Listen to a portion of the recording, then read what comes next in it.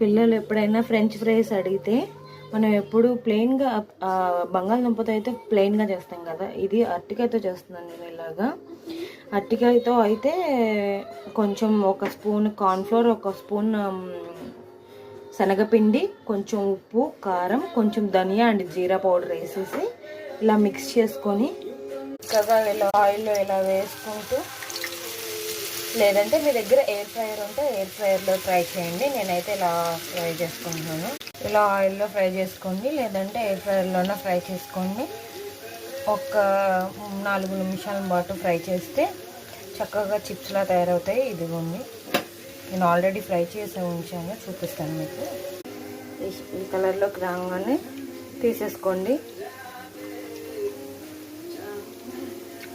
మీకు ఇంకా క్రిస్పీగా కావాలి అనుకుంటే కొంచెం సేపు ఫ్రై చేసుకోవచ్చు. అంతే. Thanks for watching. Bye bye.